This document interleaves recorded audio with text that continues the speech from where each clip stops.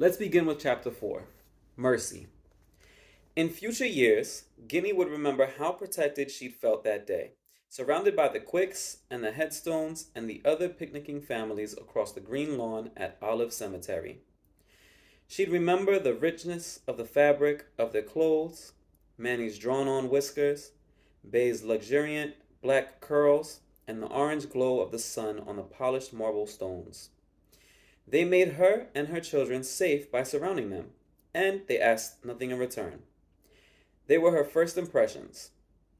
Later, she learned more. She learned that the function of the Quick family was to make money. Manny had decreed it long ago. The reason, he said, ought to have been self-evident. You'd think that niggers would know what they're up against, Manny said. More than anything else, the white man in America wants us to make money for him. Failing that, he'll be satisfied to keep us poor forever. They joked about how the wealthier whites in the neighborhood had moved out in the 40s, leaving poor whites and Negroes with money as homeowners and renters. And as the city's population doubled in mid-century, bringing waves of desperate Europeans, the Quicks, along with a handful of other black neighbors, became landlords to Irish tenants. You think the widow McNamara said to herself back in Ireland, "Well, I think I'll sail 5,000 of miles with 4 little babies and have one die on the way so that I can arrive in America and rent me a house from a nigger?" Hell no, that was not her original ambition. They joked about black men dead in the alleys behind whorehouses because after 8 years, the Quicks were still stunned that money and education had not saved their oldest son, Roland, from being one of those. Roland, handsome, funny, spendthrift Roland, unpredictable Roland, who'd get drunk and set the privy on fire, or attack the chess pieces to the board from underneath, nasty Roland with his temper, slapping Blanche, quarreling with Manny, Roland, who never accepted being a colored man in America and wanted to go to Africa, lazy Roland, who thought making money over there had to be easier than here. So many niggas stuck up black in the court, they don't even notice when one of them's missing.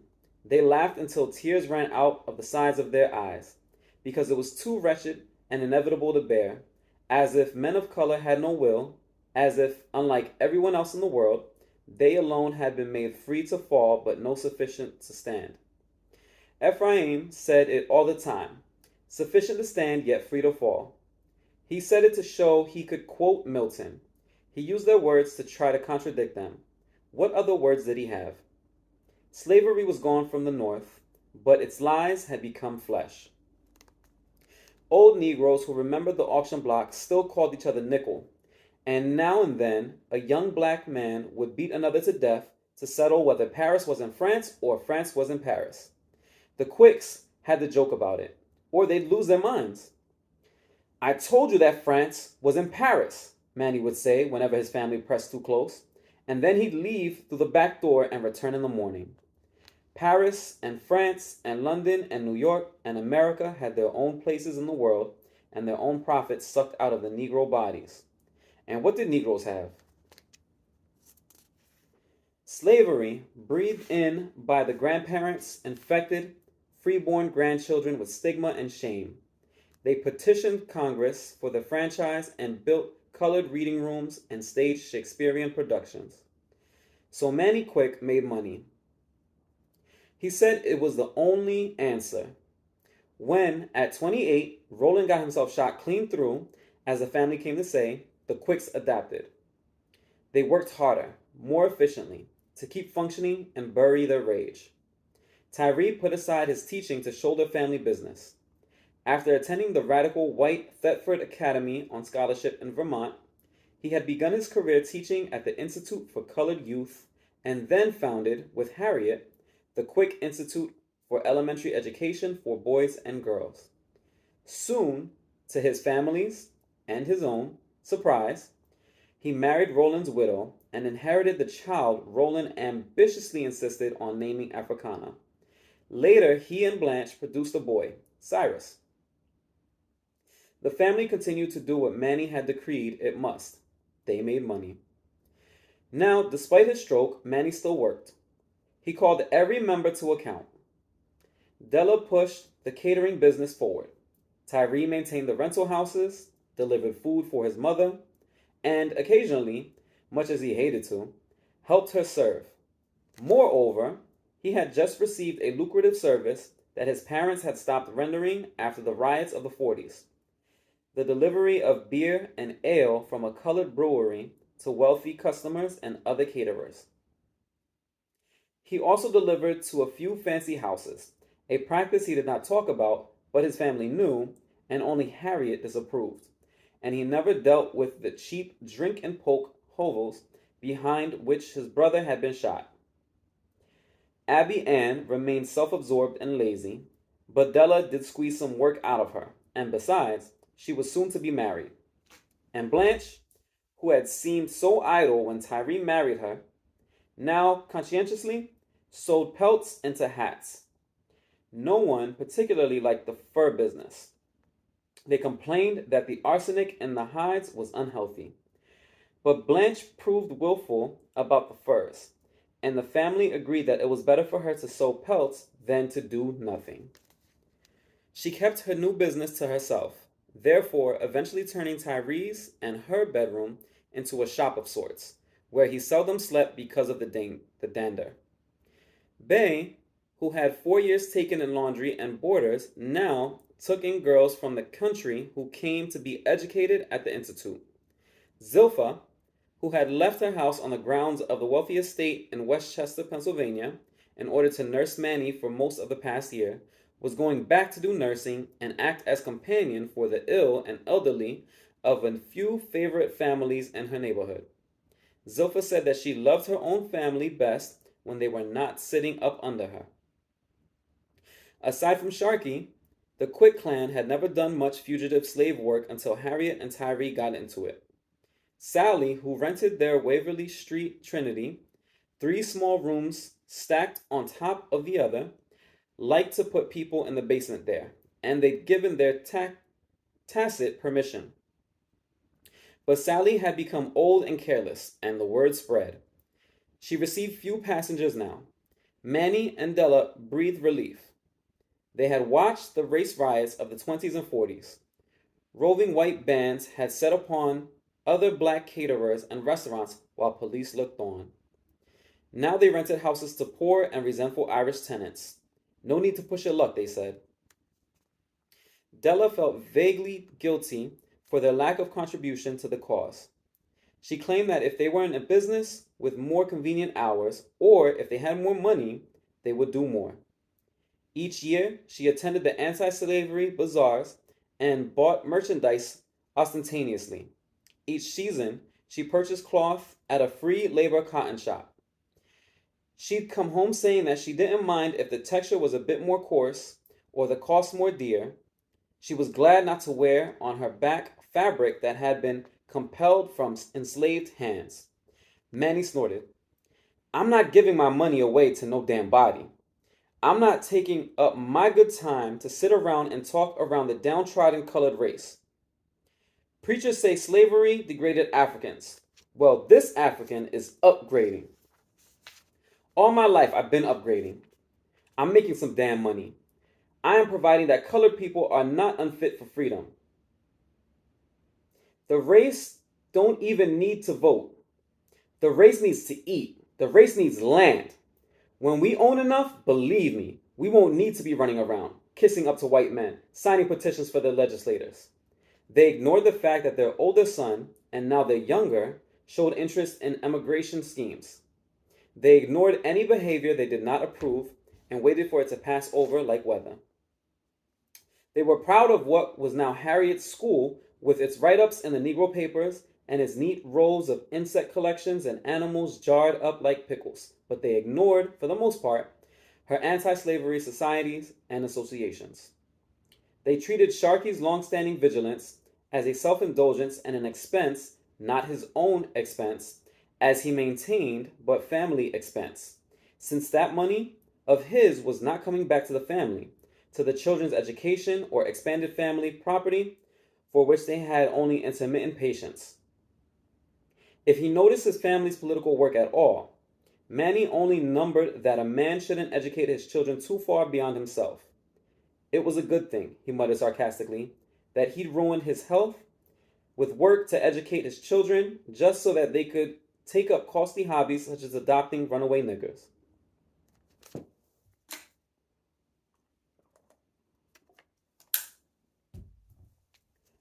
On her first day of freedom in Olive Cemetery, Jeannie knew only that she felt their power.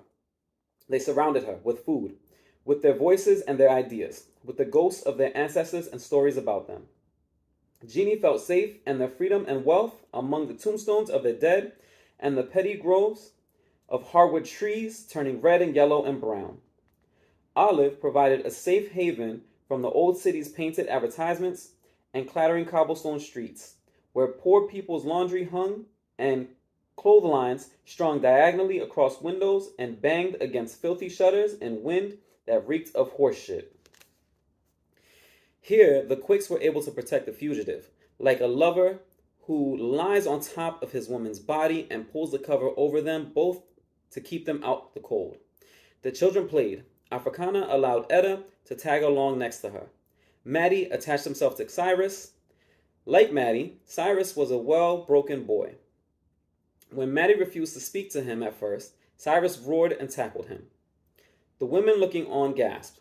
Maddie roared back, and the two boys wrangled in the grass. When they got up, they were laughing. "See that, Mama?" Tyree said to Della. "That's what that boy needs. That's what Roland and I did." Della rolled her eyes. Jeannie asked, "You want me to make mine stop that wrestling?" "No, no," Tyree said. "Mama's trying to make poor old Cyrus into a girl."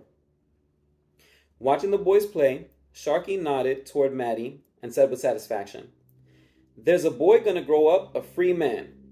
He shook his head. "You all make 3 more, they done lost." "Ha! How many you figure a year?" Uncle Shark Tyree asked. "Hundreds," Della ventured an estimate. "More than that," Sharky said. "You just think. From the Atlantic Ocean, now as far as the Pacific. I think it's more than 1,000. Just look how many Africans and West Indians live in Canada now. Nobody's gonna miss them." It was the first Manny had spoken since the fugitives arrived. He tipped his cap to Jeannie and said something through barely opened lips. "What do you mean, no offense?" Della huffed. "This child here has gone through God only knows what, and look, Sharky gave us a chance to be part of it. Now you just stop." The old man looked mean to Jeannie. It seemed clear to her that he did not particularly want her there. "They'll miss me, sir. You could believe that." Jeannie did not want to be disrespectful. It was his table she'd eaten from, but she could not bring herself to leave him unanswered. He said something back. Della asked him to repeat it, and then she paraphrased what he said. "He's not saying that you personally won't be missed, my dear, but that with all the Negroes they've got left, the South doesn't hardly miss the people who run away. In other words, they have women enough to replace one who gets free, you see?" "You've been saying the same foolishness for years, brother man," Sharky answered irritably. "I tell you, these figures are bleeding the South. They're embarrassing it. They're bleeding it. It's gonna fall. Ain't nothing gonna fall. Folk gotta pull it down, same as you pull down an old house." "Time for a drink," Manny said. Guinea studied his face. She noticed the strange whiskers, and now they seemed to command her attention. "What drink?" Della shouted at him. "Nobody brought any drink." Manny grinned. He pulled a thin leather flask from his breast pocket and dangled it. "Who got that for you?" Della asked. She squinted at the family members assembled on the blankets on the ground. "Who?" They all pulled their mouths down at the corners and shook their heads. Manny laughed and took a swig. A thin ribbon dribbled from the side of his mouth onto his collar. He wiped his mouth with the back of his hand. A few of his whiskers smeared. He saw the smudge on his skin. "Damn it," he said. "Oh, Mr. Quick," Della said, addressing him as she sometimes did, the old people's way. "You can't drink if you're going to drool." Della got up and took the flask from him. "And you can't sit there and not offer anyone else a drink." She wiped the top of the flask with a napkin, and with the same napkin and aggressively raised eyebrows, wiped the other side of his upper lip, thus evening his mustache. Jeannie stifled a gasp when she saw his facial hair suddenly altered. Tyree and Harriet shook their heads and looked away. Here. Della began pouring whiskey into the empty lemonade cups. Manny protested. Della insisted that Tyree and Zilpha and Jeannie take cups. Bay protested. You haven't given me a taste. No, Beatrice, I haven't. You don't want none of this. Old poison, Della said cheerily. I most certainly do, especially if my brother's having some. Well, it's not good for you at all, Della said. You haven't touched any for months, and I just won't have it. Bay pouted. I don't see what a taste would hurt. I haven't misbehaved myself in months, just as you say. Harriet, I know you won't have any, Della said, with her back turned to her daughter. Well, here, Bay said, I'll have Harriet's portion. At the pouring of whiskey, Ephraim and Abby Ann went to the carriage to fetch a pack of cards. Unlike Della's Methodists, Ephraim's Episcopalians didn't mind card playing, so long as no one gambled. Bay held up her lemonade cup. Don't pass by your sister-in-law again now, Della. Della pivoted and splashed a few drops into Bay's cup. Bay looked into the cup, pursed her lips, and then swallowed. The whiskey burned Ginny's lips. It burned her tongue coming down, and it burned her throat going down.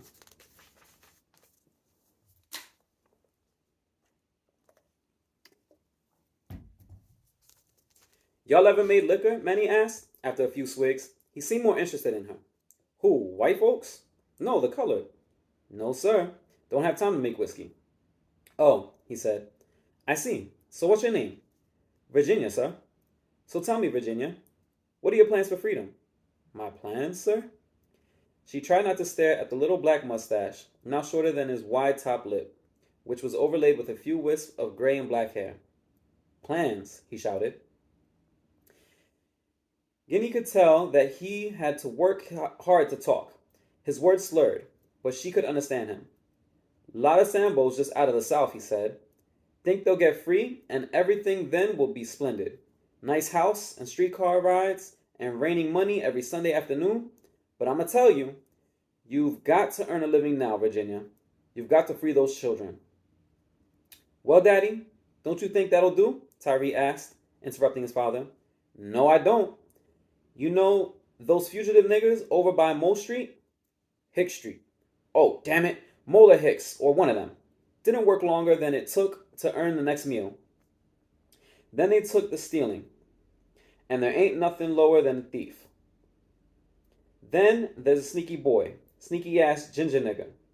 What's his name, Del? What's the name? He was a runaway, too. She said he was trying to raise money for relations who were on the run. He was lying. Took good people's money and brought his black behind some new clothes. Guinea took a moment to understand him. That's about the lowest thing I've ever heard, she said, and she'd taken it in. Tyree smiled at her shock. People do some low things, miss. In fact, for a time there, one of our magazines, Freedom's Journal, used to print the names of blacks who informed on others' freedom's plan. Oh, my Lord. Now, like I was saying, we know you wouldn't do a thing like that. I'm just saying. I don't know what my father's saying, but whatever it is, it's plenty, Tyree said. Aren't you ladies about due for a walk after your meal? He mentioned to his wife, Blanche, to come from across the green now that her companion, Abby Ann, had left with Ephraim again. He felt irritated with her for staying with Abby Ann, who had begun to shun her in favor of Ephraim, and vexed with his father. Miss Virginia doesn't need a talk, Tyree, said his mother. Della, waving a cracker at him. I could walk just fine, Miss Quick. Oh no, you're not going to sit there and rest. Guinea would have liked to stretch herself. She satisfied herself with getting up to replace her cup in Della's basket. Blanche approached. This is the first drink I've ever drunk, Guinea said. And if it's all like that, I reckon this one will do for me some time. Blanche spoke to the family as if Guinea were a child. Well, that's no way for us to take care of her on her first day of freedom. I read in Mrs. Douglas' narrative, said Harriet, that colored people where he lived in down south were given whiskey on Christmas, Lots of it. And they all got terribly drunk. And then the master told them, See what whiskey does to you people? Aren't you glad we protect you from it year round? Suddenly, Guinea remembered Virgil's telling about similar Christmases at the place where he'd grown up. She hadn't remembered the story until just now. In her mind, she could see him lurking and weaving, talking about happy, happy, happy, happy Christmas, and dropping to his knees to retch. At the thought, Guinea threw back her head and laughed.